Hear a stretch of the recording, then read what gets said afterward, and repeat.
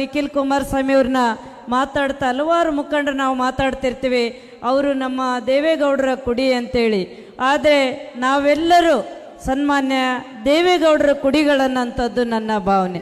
ಯಾಕಂದರೆ ಎಲ್ಲರಿಗೆ ಅಷ್ಟೇ, ಅವರು ಎಲ್ಲರಿಗೂ ಒಂದು ರಾಜಕೀಯ ಜೀವನವನ್ನು ಒಂದು ಶ್ರದ್ಧೆ ನಿಷ್ಠೆಯಿಂದ ಪಕ್ಷ ಕಟ್ಟಿ ಒಂದು ಜನಸೇವೆ ಮಾಡೋಕ್ಕೆ ಅವಕಾಶ ಕೊಟ್ಟಂಥ ನಮ್ಮ ಪಕ್ಷದ ವರಿಷ್ಠರು, ರಾಷ್ಟ್ರೀಯ ಅಧ್ಯಕ್ಷ ಸನ್ಮಾನ್ಯ ದೇವೇಗೌಡರು, ಸನ್ಮಾನ್ಯ ಕುಮಾರಣ್ಣವರು, ಇವತ್ತು ನಮ್ಮೆಲ್ಲರೂ ಅವ್ರ ಕುಟುಂಬದ ನಾವೆಲ್ಲರೂ ಕುಡಿಗಳಂತ ಹೇಳಿದರೆ ತಪ್ಪಾಗಲಿಕ್ಕಿಲ್ಲ.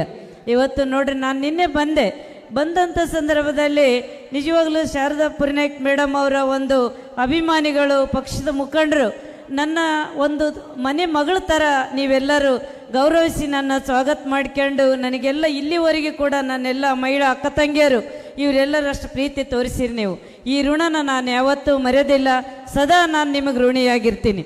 ಯಾಕಂದರೆ ಮಾತಾಡ್ತಾ ಹೇಳ್ತಾ ಇದ್ರು, ಕರೆಮ್ನವರು ದೇವದುರ್ಗ ಕ್ಷೇತ್ರದಿಂದ ಬಂದಾರ, ಅವರು ಒನಕೆ ಓಬವ್ವ ಅಂತೇಳಿ ನಮ್ಮ ಶಾರದಾ ಮೇಡಮ್ ಅವರು ಅವರು ಆ ರೀತಿ ಗುರುತಿಸಿದ್ರು.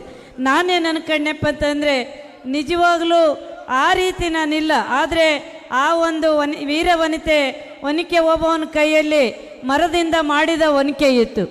ಆದರೆ ನನ್ನ ಕೈಯಲ್ಲಿ ಇವತ್ತು ಜಾತ್ಯತೀತ ಜನತಾದಳ ಅನ್ನೋಂಥ ಒಂದು ಪಕ್ಷ ನನ್ನ ಕೈಯಲ್ಲಿರೋಂಥ ಒಂದು ಒನಕೆ ಅನ್ನೋಂಥ ಒಂದು ಭಾವನೆ ನಾನು ಭಾವಿಸ್ತೀನಿ. ಆ ಒನಕೆ ಇವತ್ತು ಅದರಿಂದ ಹೊಡೆದ್ರೆ ಎದ್ದು ಬರೋ ಇತಿಹಾಸನೇ ಇಲ್ಲ ನಮ್ಮ ಎದುರಾಳಿಗಳಿಗೆ ಅನ್ನೋಂಥ ಒಂದು ಮಾತನ್ನು ಹೇಳ್ತಾ, ಇವತ್ತು ಭಾಳ ಸಮಯ ಆಗ್ಯದ. ಇವತ್ತು ನಿಖಿಲ್ ಕುಮಾರಸ್ವಾಮಿ ಅವರು ಮಾತಾಡಬೇಕು.